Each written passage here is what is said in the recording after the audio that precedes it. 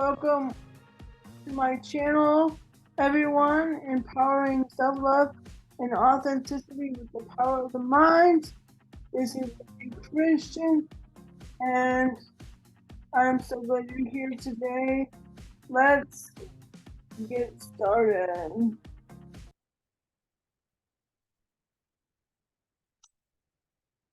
Hello, everyone. My name is Renee Christian. I am your mindset and authenticity coach. I hope you are doing well today. I hope you are doing well. Today I'm going to do it a little different.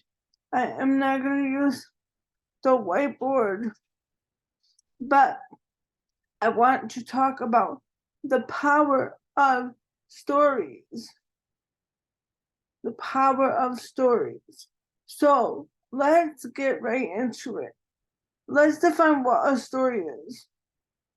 It is a collection of thoughts, feelings, and emotions and experiences that we hold on to justify a belief or something that happened or a behavior that we have. Okay, so I want you guys to understand the power in the story that you're telling yourself. So I'm going to use myself as an example. My autopilot story, because of things that I experienced in my life and in my childhood, used to be that I wasn't good enough, that I wasn't chosen, that I wasn't loved, that I wasn't valued, that nobody fought for me, that nobody cared about me. That was mirrored back to me in so many ways in my life. And it made me very insecure in my self-concept and all these things. So I had to work on shifting that story of myself, shifting that story of what I was allowed to experience. So it took a lot of different things. And it took me being able to be honest with myself, truthful with myself, upfront with myself, call myself out when old habits would arise, to change the story. You have to want the change. You have to want the growth within yourself. So it's almost like I would get to a point where I would be so mad at myself for something, or I would be so mad at the situation for something, that changing it was not an option. There was no other option but changing it. Like, there was no other option but doing something different, because that's how aware I was of the thing. And I would recognize in certain behaviors, like I had this behavior where I would blow people up. Like, I would blow their phone up because I was anxiously attached, and I didn't feel safe within myself, right? So I would blow people up, and I would blow their phones up until they answered me or until they responded to me, because I was anxiously attached to needing help, because of stories I would tell myself about my disability, and because of certain traumas that happened to me when I was a kid.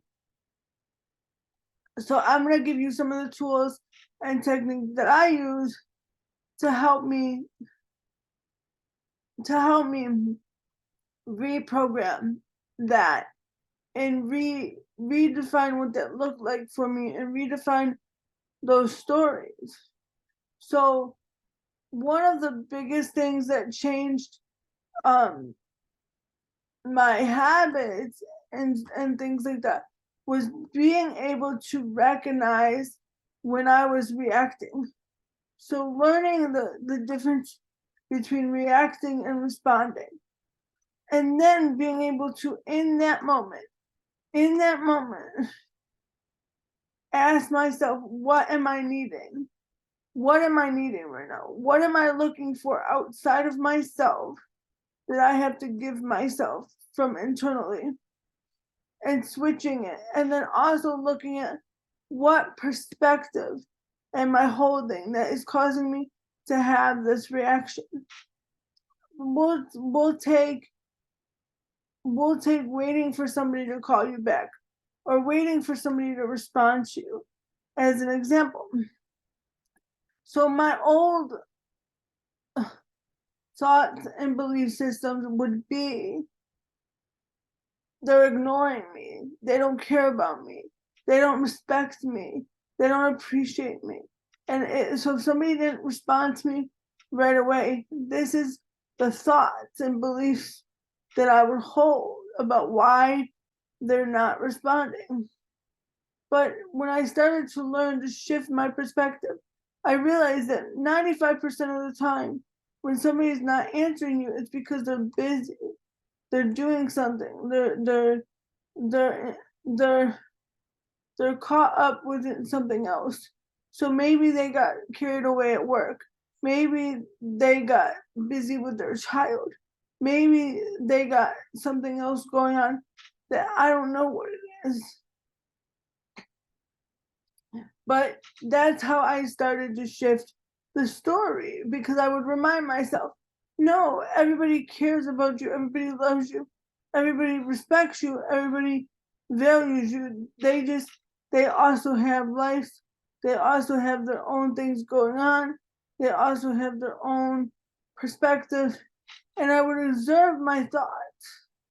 I would, and a good video to watch about observing is my video on becoming the observer. But I would start to observe my thoughts, and I would ask myself, is that true? And if I could find any reason why it wouldn't be true, I would go with that instead. So I would choose that instead. And this puts the power back in your hands. This puts the authority back in your hands. You are the deciding factor of how the story is told. So are you going to tell the story from the perspective of a victim and be a victim of your existence? Or are you going to tell the story from a perspective of everything always is working out and everybody wants the best for me? So that's where your choice of your internal state comes into being. It comes into being because you can 100% be the victim of your existence. You can say, well, I didn't want to be here, I didn't ask for this life, da da da da. Or you can empower yourself and say, I am a gift, I am, able to enjoy my existence, and I'm grateful for being alive. The choice in how you tell the story is yours. The choice in the perspective you choose in the story is yours.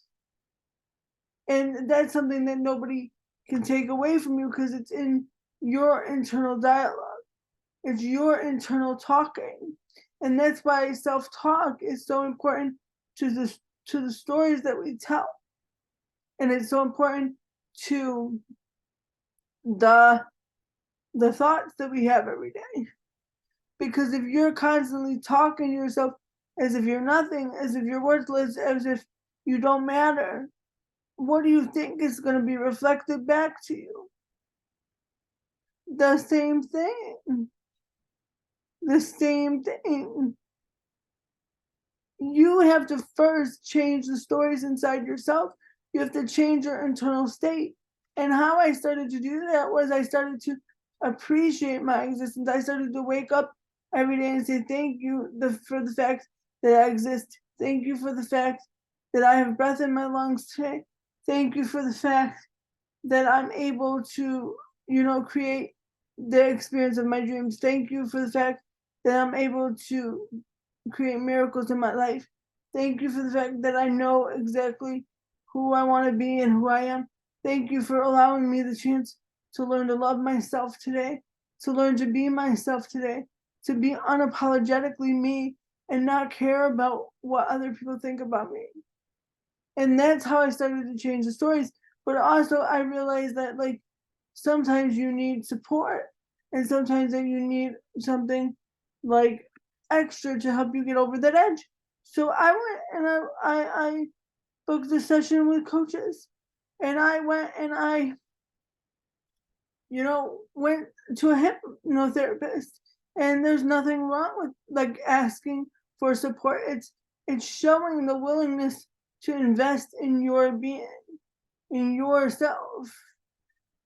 If you really want change in your life, you got to be willing to invest in yourself first and foremost. You got to be willing to say to yourself, I love myself enough to give myself this experience so that I can transform.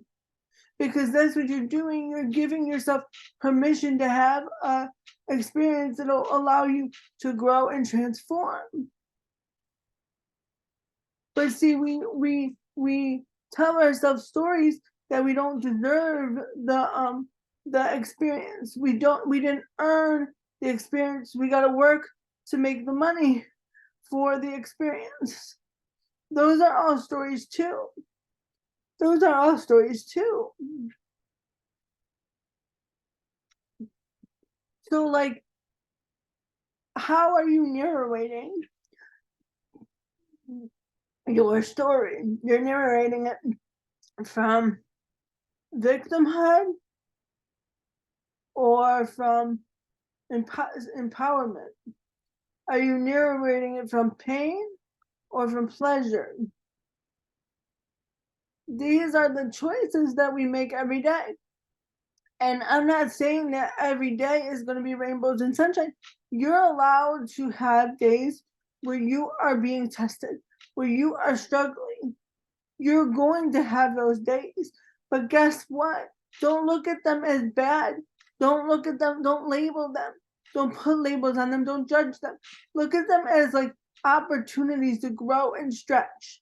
See, the problem is when we put labels on things and we stick to stories and we're not willing to change the stories, is we're putting labels and we're putting ourselves in boxes that don't really exist. They don't exist. We've created them. Society has created them. So why do you have to buy in to what is created? Why are you buying into it? Why not create your own identity, your own authenticity in your own story? Yes, I have a disability, but my disability makes me unique, and my disability helps me to help people in a way that nobody else could, and it helps me to stand out and be set apart.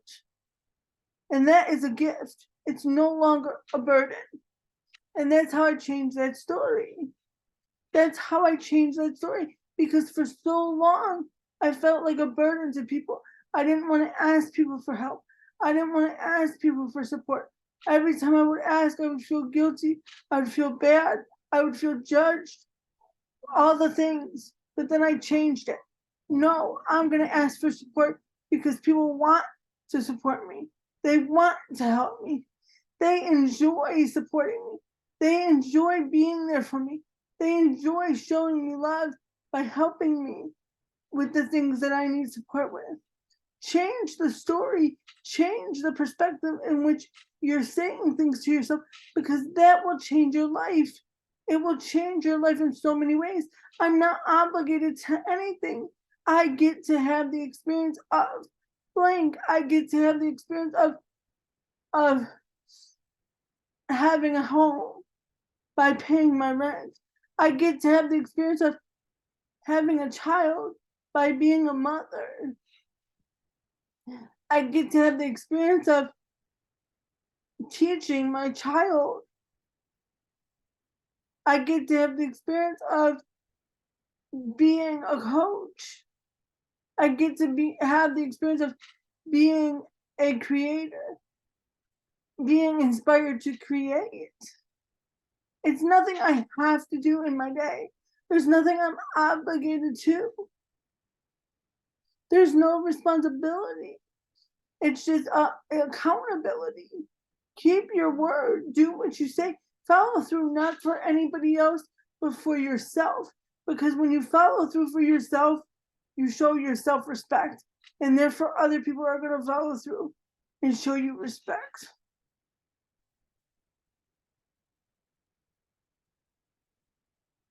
There's nothing you cannot accomplish. There's nothing you cannot achieve. I am successful because I believe that I'm successful, because I believe that I can do it, because I believe that I have a message to share and that I have a purpose to live. I am the best version of me right now because with every tool that I have, I'm doing the best that I can in this moment, and that's enough. And if tomorrow I gain another tool, then I'll be the best version of myself then. That might be 1% better than yesterday, but it's still the best version in that moment. It's for that moment. Stop trying to make everything perfect right all the time. It's not about perfection.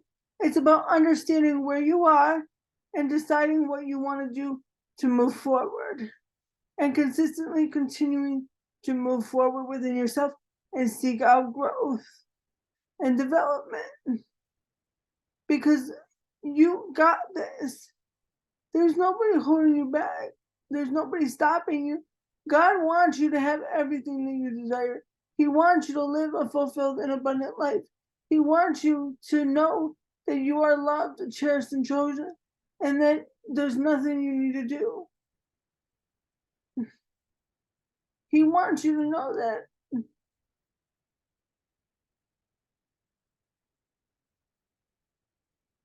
Switch the perspective of the story you're saying. Only you can switch it. Nobody can switch it for you because you're the observer. Because you're observing your reality. You can't observe nobody else's reality from their perspective, and nobody can observe your reality from your perspective. We're each our own observer. We each hold our own perspective based on our thoughts, feelings, emotions, and beliefs.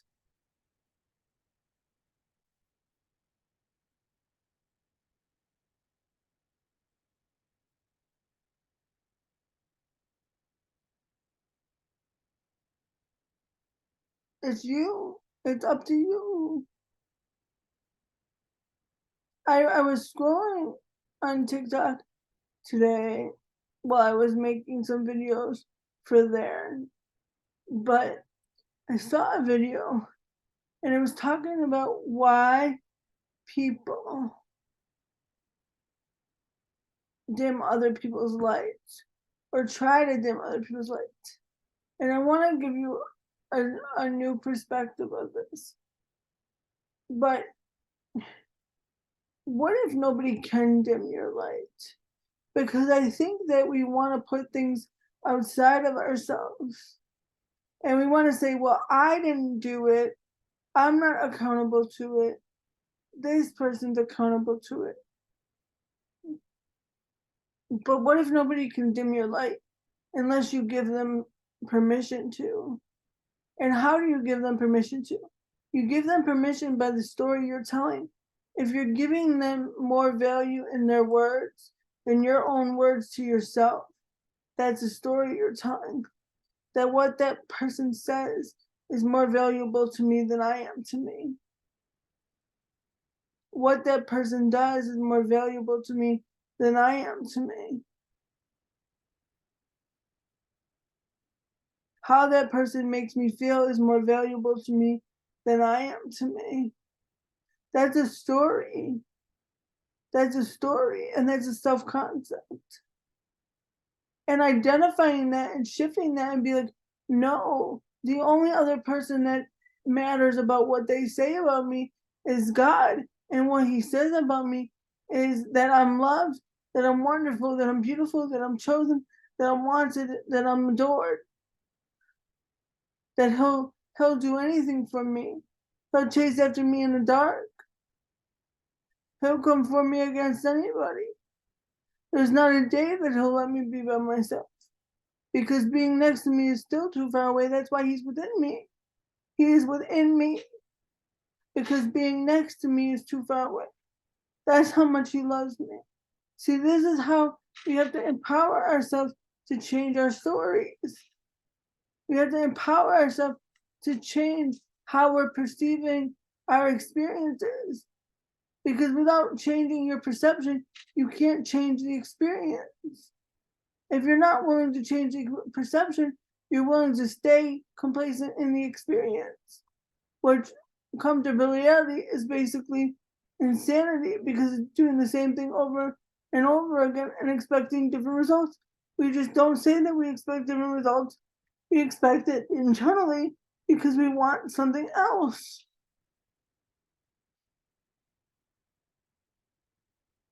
It starts with you. It starts with what you say to yourself, how you speak to yourself, what stories you're telling.